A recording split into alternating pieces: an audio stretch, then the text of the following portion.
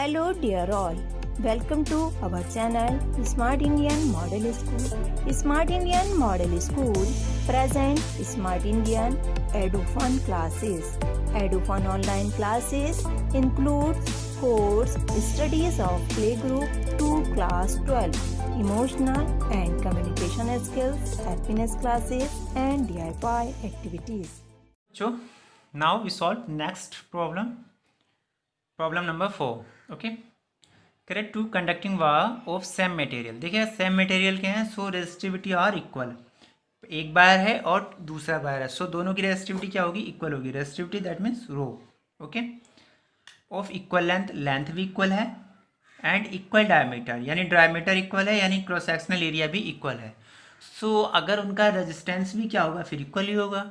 सो पहले का रेजिस्टेंस मैंने सपोज किया आर है, सो दूसरे का भी रेजिस्टेंस क्या होगा, आर ही होगा.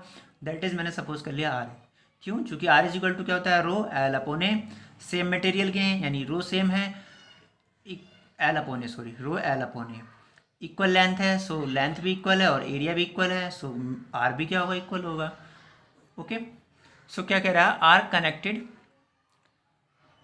Equal diameter are first connected in series and then parallel in circuit. पहले हम इनको सीरीज में कनेक्ट करते हैं और उसके बाद हम इनको पैरेलल में कनेक्ट कर देते हैं. Okay, across the same potential difference. और जो हम बैटरी यूज़ कर रहे हैं that is same potential difference है. हमने सपोज कर लिया बी वोल्टेज के हम बैटरी अप्लाई कर रहे हैं. Okay, the ratio of heat produce in series and parallel combination would be. So कितना हीट प्रोड्यूस होगा सीरीज कॉम्बिनेशन में और पैरेलल कॉम्बिनेशन में, उसका हमने रेशियो फाइंड करना है. ओके, उसका हमें रेशियो फाइंड करना है. ओके, सो हमें पता है formula P is equal to क्या था, हमें फॉर्मूला पढ़ा था VI into T. So H is equal to heat produced in a conductor in a resistor.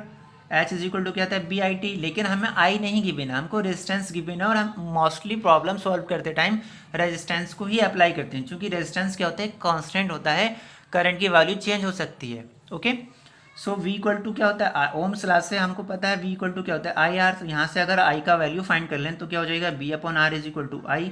So heat produce in a resistor wire क्या हो जाएगा, V I के plus पे B अपॉन आर पुट कर देते हैं into T. So H is equal to क्या हो जाएगा, B square over R into T. Okay, अब ध्यान देखिएगा, देखिए टू वायर हैं, एक तो वायर मेरा पास ये रहा, ऐसे सपोज कर लेते हैं, एक रेजिस्टर ये है और एक रेजिस्टर ये है, दोनों का साइड रेजिस्टेंस कितना है, इक्वल है. गिवन करा ना मुझे, दोनों इक्वल ही रेजिस्टेंस के हैं, यानी सेम क्वालिटी के हैं, सेम क्वांटिटी के हैं, सब कुछ सेम है इनमें. अब जब हमने सीरीज में कनेक्ट किया और 20 वोल्ट के बैटरी इन पे अप्लाई कर दिया है ना, सो हीट जो प्रोड्यूस होगा, एक सर्किट का टोटल रेजिस्टेंस कितना हो जाएगा, टोटल रेजिस्टेंस यहाँ जो है टोटल रेजिस्टेंस होता है ना सर्किट का, सो यहाँ पर जो टोटल रेजिस्टेंस हो जाएगा दैट इज क्या हो जाएगा, 2R. सो सीरीज के केस में जो हीट प्रोड्यूस होगी दैट इज HS. कैसे फाइंड करेंगे, B स्क्वायर, B वोल्ट की बैटरी लगाए हैं अपॉन रेजिस्टेंस जो है इक्विवेलेंट रेजिस्टेंस यहाँ पर कितना है, 2R. तो क्या हो जाएगा 2R. अगर टी टाइम हम इसमें करंट फ्लो कराएं सो इतना हीट प्रोड्यूस होगा. Equation number first. अगर हम इनको पैरेलल में कनेक्ट कर दें, सो पैरेलल में कैसे कनेक्ट करेंगे, एक रजिस्टर R ये रहा है और दूसरा रजिस्टर R ये रहा है ना, और दोनों को क्या किया हमने, बैटरी B वोल्ट की बैटरी के साथ पैरेलल में कनेक्ट कर दिया. ये क्या हो गया, पैरेलल कॉम्बिनेशन हो गया. सो पैरेलल कॉम्बिनेशन में जो अब सर्किट का रेजिस्टेंस बना वो कैसे हम कैलकुलेट करेंगे, 1 upon R dash. Equivalent resistance को अगर मैं रिप्रेजेंट करूँ सो क्या हो जाएगा, 1 upon R plus 1 upon R that is क्या हो जाएगा, 2 अपॉन आर. सो जो इक्विवेलेंट रेजिस्टेंस हो जाएगा आर डैश वो क्या हो जाएगा, R अपॉन 2. पहले कितना हो गया था, सीरीज में थे तब रेजिस्टेंस था 2R सर्किट का, अब कितना हो गया, R अपॉन 2. सो इस केस में जो हीट प्रोड्यूस होगी that is in case of parallel combination, यही फॉर्मूला लगाऊंगा B स्क्वायर RT. सो V वोल्टेज तो B ही अप्लाई कर रहा हूँ, अभी भी वोल्टेज तो B अप्लाई कर रहा हूँ दैट इज B स्क्वायर. लेकिन रेजिस्टेंस सीरीज में कितना हो गया था 2R, लेकिन पैरेलल में कितना हो गया, R अपॉन 2. सो R अपॉन 2 साइड चेंज ऊपर वो पहुँच जाएगा इंटू टी. यही तो हो जाएगा. Equation number second. मुझसे क्या पूछ रहा है, रेशियो. हमसे क्या पता करा रहा है, रेशियो किस किस का, produce in the series and parallel. So series and parallel यानी HS अपॉन HP हमने फाइंड करना है. तो वैल्यू पुट कर देते हैं, HS का वैल्यू क्या हो जाएगा, B square T upon 2R upon ये क्या हो जाएगा, 2B square over R into T. क्या हो जाएंगे, इसको ऐसे लिख सकता हूँ into R upon 2v² into T. ये क्या हो जाएगा, अपॉन में लिखा है सो प्रोडक्ट में पहुँच जाएगा, है ना। आर से आर कैंसिल आउट हो जाएगा, v²t यानी क्या मिलेगा मुझे 1/4। Okay, so HS ratio HP क्या हो जाएगा, यानी series heat produce in series combination and heat produce in parallel combination is 1:4। Okay, so कौन सा ऑप्शन सही है यहाँ पर, option C is correct. Okay, इसके बाद नेक्स्ट प्रॉब्लम है, कह रहा है how is the voltmeter connected in a circuit to measure the potential difference between 2 point.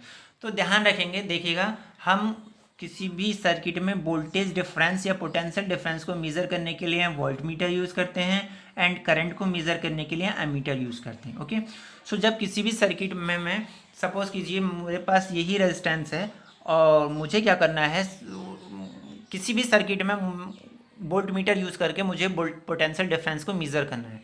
Okay, so potential difference measure करने के लिए मैं वोल्टमीटर को ऑलवेज क्या करता हूँ, पैरेलल में कनेक्ट करता हूँ। कहाँ कनेक्ट करूँगा, पैरेलल में। क्यों, क्योंकि मुझे पता है पैरेलल कॉम्बिनेशन में वोल्टेज इक्वल रहता है, यहाँ वोल्टेज या यहाँ सब में वोल्टेज इक्वल ही रहेगा। अगर मुझे यहाँ वोल्टेज मेज़र करना है तो इसके अक्रॉस वोल्टेज मेज़र करना है, दोनों इक्वल होंगे। सो मैं इसके पैरेलल में एक वोल्टमीटर लगा दूंगा और पैरेलल में मैं वोल्टेज को मेज़र कर लूँगा। लेकिन अगर मुझे करंट मेज़र करना होता है, ओके, तो सर्किट में एमीटर को हम हमेशा सीरीज़ में लगाते हैं। ओके, जैसे सपोज कीजिए मुझे इसके अक्रॉस करंट कैलकुलेट करना है, तो एमीटर में कहाँ लगाऊंगा, सीरीज़ में। क्योंकि अगर मैं यहाँ एमीटर लगा दूंगा तो इसका करंट कुछ और होगा और इसका करंट कुछ और होगा, पैरेलल में करंट डिवाइड हो जाती है, जैसा आप जानते हैं। सो एमीटर को हम ऑलवेज सीरीज़ में यूज़ करते हैं और वोल्टमीटर को पैरेलल में यूज़ करते हैं। क्लियर। इसके अलावा एक बात और मैं आपको काम की बताता हूँ, जो हमारी होम वायरिंग होती है, जो घर में हम फ़ैन वगैरह या तमाम बहुत ढेर सारे सर्किट यूज़ करते हैं, सो इनकी जब वायरिंग करता है मैकेनिक, तो वो क्या ध्यान रखता है, वो सारे डिवाइसेस को, इतने भी इलेक्ट्रिक इक्विपमेंट हैं उनको सबको पैरेलल में कनेक्ट करता है। यानी हमारी जो वायरिंग होती है वो पैरेलल में होती है। क्यों पैरेलल में होती है, क्योंकि हमारे फ़ैन को भी 220 वोल्टेज चाहिए होता है, सभी जितने भी हमारे इक्विपमेंट हैं, डिवाइस हैं, सबको 220 वोल्टेज चाहिए होता है ना। तो सबको ऑपरेट कराने के लिए मुझे क्या करना पड़ेगा, सारे वोल्टेज सबको इक्वल वोल्टेज देना है। सो पैरेलल में ही वोल्टेज डिवाइड नहीं होता है, पैरेलल कॉम्बिनेशन में वोल्टेज क्या रहता है, सेम रहता है ना। सो हम क्या करेंगे, सारे डिवाइसेस को पैरेलल में कनेक्ट कर देंगे, सबको इक्वल वोल्टेज चला जाएगा। करंट जिसके कोरस्पोंडिंग, जिसको जितना रेजिस्टेंस होगा उसके कोरस्पोंडिंग करंट डिवाइड हो जाएगा। क्लियर, ये बात आपको पता चल गई। इसके अलावा नेक्स्ट प्रॉब्लम है हमारी 6, इसको मैं ऑलरेडी आपको सॉल्व कराया चुका हूँ। प्रॉब्लम 7 है, इसको आप खुद से ट्राई करके देखेंगे, हो जाएगा। इसके अलावा कह रहा है प्रॉब्लम नंबर 8, कह रहा है when a 12 volt battery is connected across a unknown resistor, हमें रेजिस्टर नहीं पता है, there is a current in 2.5 milli ampere in the circuit, find the value of resistance of the resistor. So मुझको क्या है, आर का value find करना है। तो सिंपल है, इसमें क्या है, बी मुझको गिवन है, कितना वोल्टेज गिवन है मुझको, 12 वोल्ट के बैटरी से मैं कनेक्ट कर रहा हूँ और करंट कितना फिल हो रहा है इसमें, 2.5 मिली एम्पियर, आई भी मुझको गिवन है 2.5 मिली एम्पियर। सो आर मुझे फाइंड करना है। So V equal to I R से सिंपल कैलकुलेट करके फॉर्मूला हो जाएगा, कोई दिक्कत नहीं है। ओके, इसके बाद नेक्स्ट है प्रॉब्लम, देखिएगा इसमें मैं प्रॉब्लम 11, 12, 13 ये आपको ऑलरेडी करा चुका हूँ। ठीक है, जिसको नहीं समझ में आ रहा है मुझसे फिर से डिस्कस कर सकता है, मैं फिर से करा सकता हूँ। ओके, सो अब बात करेंगे हम प्रॉब्लम 9 की। कह रहा ए battery of 9 volt is connected in a series with resistance this and this। कितने रेजिस्टेंस हैं, 0.2 ओम का, 0.3 ओम का, 0.4 ओम का, 0.5 ओम का एंड 12 ओम का respectively. How much current would flow through the 12 ohm resistor. So 12 ohm resistor में कितना करंट फ्लो होता है, ये हमको कैलकुलेट करना है। इस तरीके की प्रॉब्लम मैं पहले ही ऑलरेडी आपको करा चुका हूँ, लेकिन फिर भी मैं अभी इसको फिर से करा देते हैं, कोई दिक्कत नहीं है। क्या कह रहा है, एक मिनट,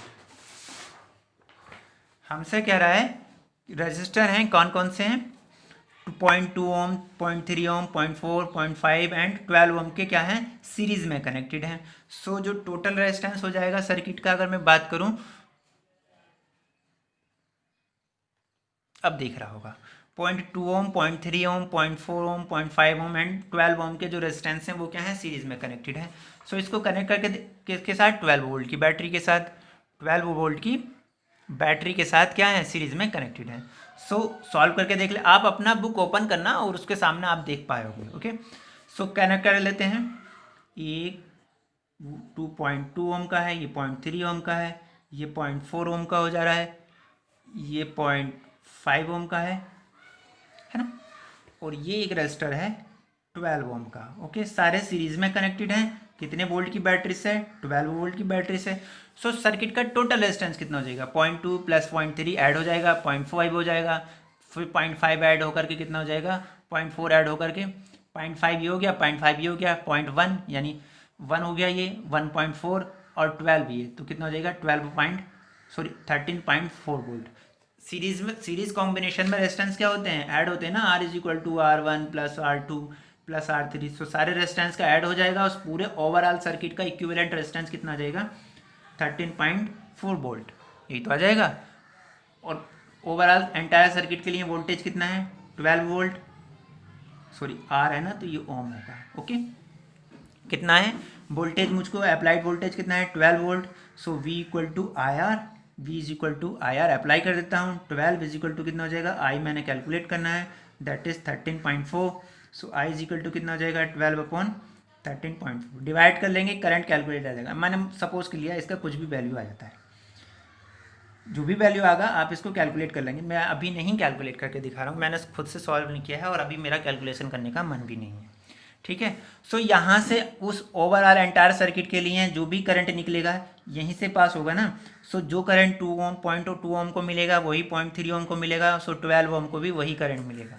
सो ये जो भी करंट आएगा that is current passing through 12 ohm resistance and this is answer. Okay, so solve कर लेंगे, कोई दिक्कत नहीं है। ओके, इसके अलावा भी बहुत ढेर सारी प्रॉब्लम है, आप सारी एक्सरसाइज को सॉल्व कीजिएगा। अगर कहीं पर प्रॉब्लम आती है मुझे बता देना है, ठीक है। अब लेकिन मैं अब इस चैप्टर को ऑफ कर देता हूँ, जितना मुझे कराना था करा दिया, एंड फिनिश। ओके, सो जो भी है अब आपको खुद से करिएगा, नहीं है तो मुझसे डिस्कस कर लीजिएगा। मेरी साइड से अब चैप्टर क्लोज हो गया with theory and with numerical work. Okay, यदि आपको हमारा वीडियो अच्छा लगा हो तो आगे की वीडियो की नोटिफिकेशन प्राप्त करने के लिए कृपया बेल बटन दबाएं और चैनल सब्सक्राइब करना ना भूलें। Please subscribe our channel of EduFun classes. Thank you for watching.